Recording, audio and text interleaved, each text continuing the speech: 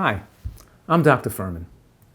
A person named Jeff Nelson has made it his obsession this year to attempt to damage my career and reputation with innuendos, outward lies, and misinformation.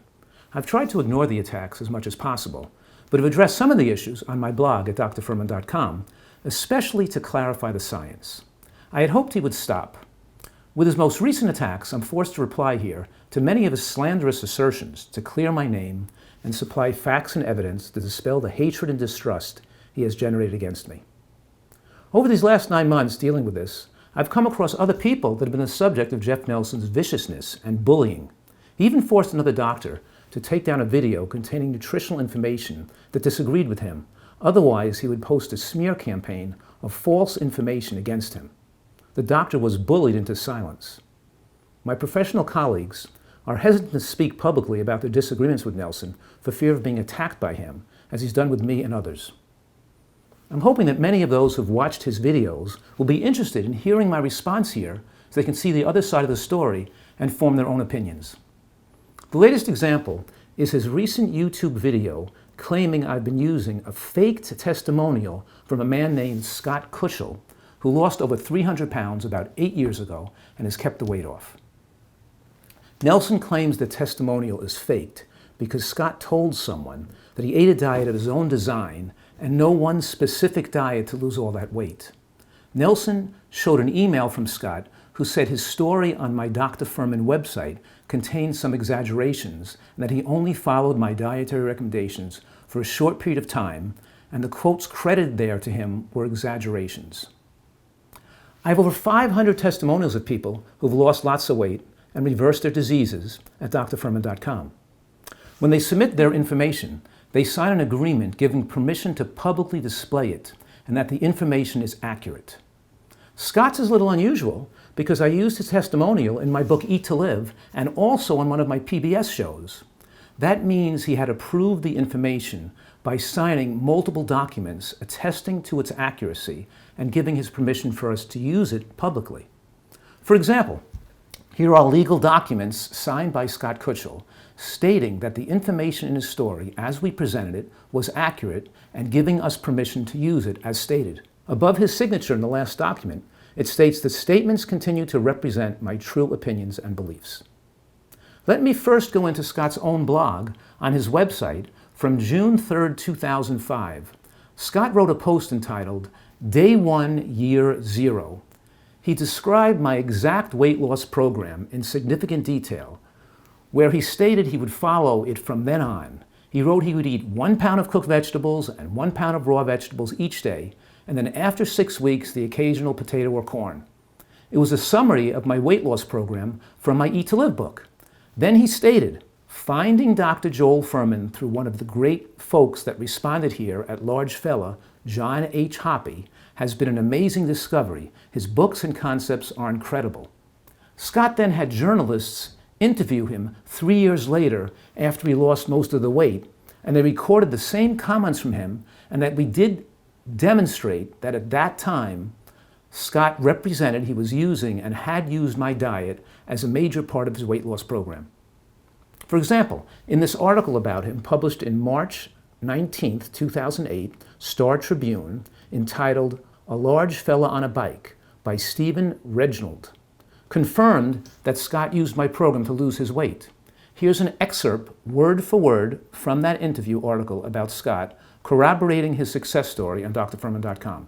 Quote, weight check-in August revealed digits blinking at 278.2 pounds. It had been 20 months and Kushel had dropped almost half of his body mass. He had essentially the same thing every day. 3 base meals developed off research from the book Eat to Live by Dr. Joel Fuhrman, a New Jersey family physician. The food equaled a daily dose of about 1,200 calories and provided all the nutrients, protein, and vitamins essential for good health, though nothing more, Kushel said. He never tires of the menu as it was designed to include everything a human craves. Close quote. Doesn't sound like my staff faked his testimony anymore, does it? And certainly it's clear in the interview, 3 years later, when he was still touting the benefits of my advice and book, that he did not just follow the plan for only a few weeks, and that nothing my team had posted from him was faked. Possibly Scott has some personal or business reason why he no longer desires to credit my work with any part of his success. And I'm okay with that. If at any time in the last 8 years Scott contacted me and asked me to change or remove his testimonial, of course I would have. But he never objected and never contacted me about it. The Star Tribune article about Scott and his diet was also published on Active.com and Gear Junkie with the same information confirming he was following my dietary recommendations for years and getting great results. Then in 2010, 5 years after he started following Eat to Live, Scott was interviewed by Emily Bowler for a post on my blog, which used to be called Disease Proof. Again, he reiterated his passion for Eat to Live.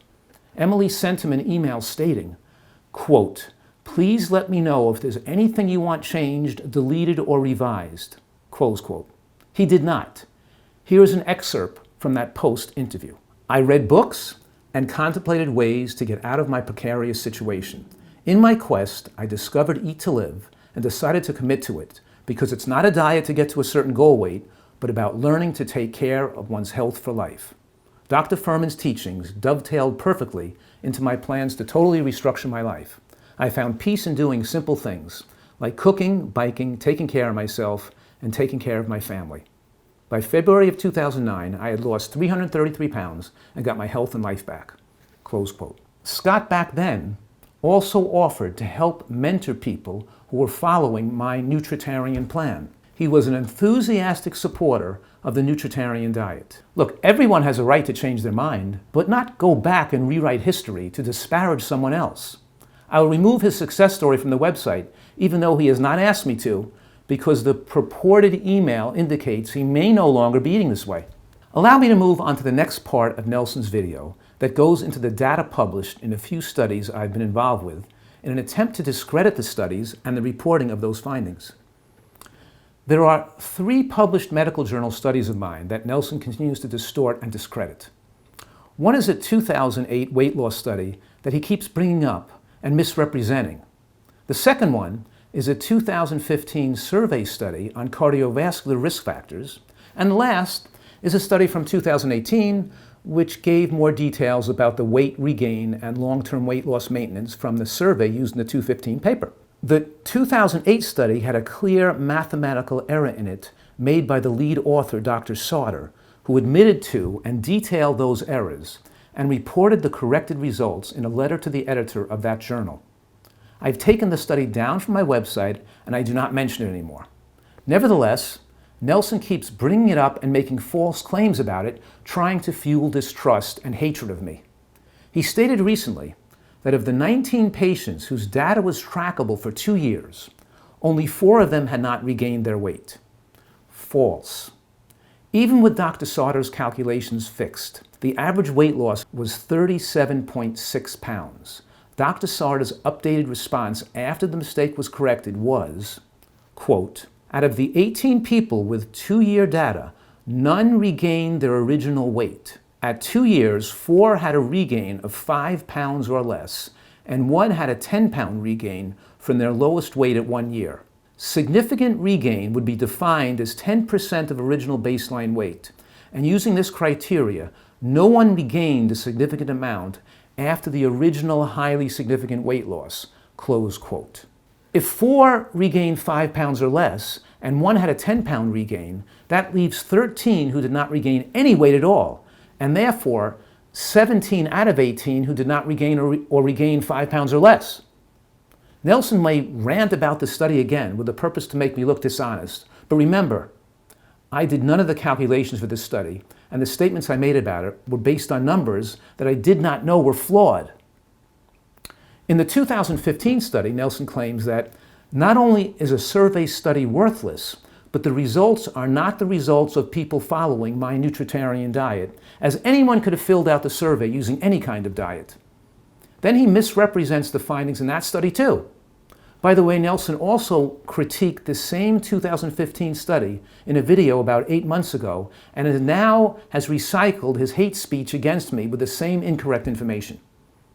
One of his main critiques against this study was that it was a survey and anyone could have answered it, thus its participants were not those following my nutritarian diet. First of all, survey studies are respected and useful. The degree of error noted in self-reporting of weight in survey studies was discussed in the text of the study.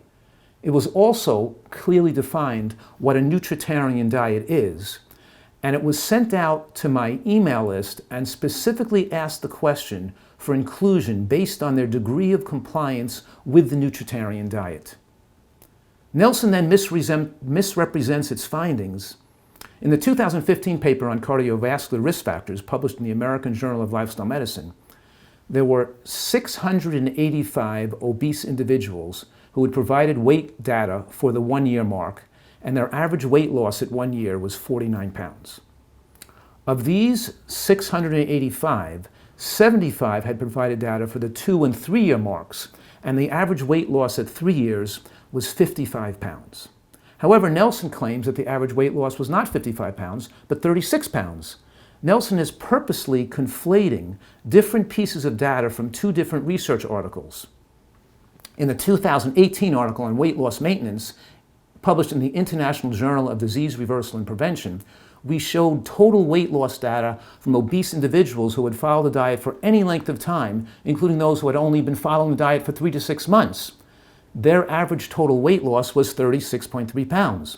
The 36-pound and 50-pound weight loss numbers are not in contradiction. They're different calculations from different subsets of the data. Nelson then shows a screenshot depicting that 31% regained some weight in this group.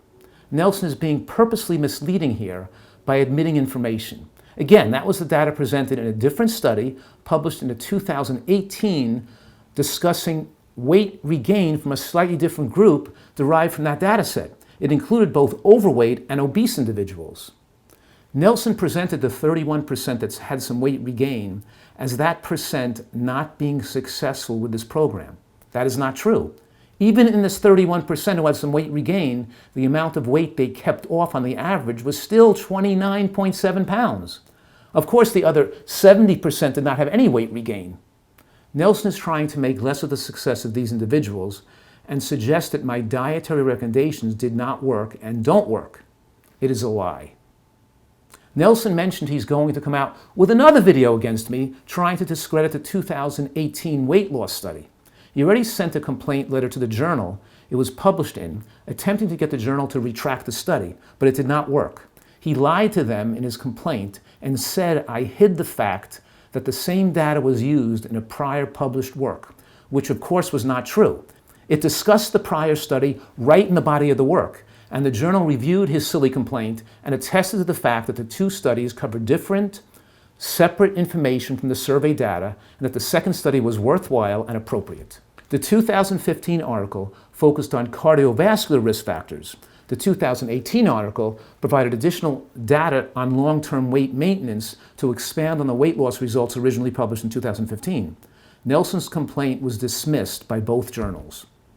He also sent a complaint letter to the journal which published a study reporting the omega-3 index in 166 vegan subjects, claiming I, quote, ghost wrote, close quote, the study and was hiding my involvement with it. And he also posted a video trying to besmirch my reputation, suggesting I paid off the researchers who did the study and I wrote and faked the results of that study. These attacks are utterly ridiculous. Nevertheless, because he controls the narrative on his YouTube, he removes and hides all comments trying to correct his errors and not supporting his attacks against me to create hate to try to destroy my credibility. In fact, I, as the president of the Nutritional Research Foundation, did recruit the scientists to perform this study on vegans who were not supplementing with DHA. And I had the intention of being part of the study when it was first conceived. But as soon as this group of volunteer researchers was assembled, we all thought it more ethical for me to have no part in it. Not only were these scientists not paid off, but they were not paid anything. And of course I had no role to play in the study from that point on. The NRF paid for the blood work and for some part-time hours of one statistician to collect the raw data. I did serve as a medical consultant should a participant have a medical question about the test or supplement used, but no such questions occurred. All of the studies I've been involved with, I've acted with the highest degree of integrity. But Nelson is so obsessed with attacking me and my work that he posts his YouTube videos critiquing me for things he does not know anything about, like why did I not put my name on the DHA study, or why I used a certain test, medical procedure, or herbal supplement. He's not practiced medicine for 30 years and helped thousands to recover their health, yet he takes clips of me and manipulates them to make me look foolish and that I'm scamming people. I advise you to distrust anything Jeff Nelson says about me, even when he shows a screen photo or video of me saying something. He pulls them out of context and edits them to change the meaning.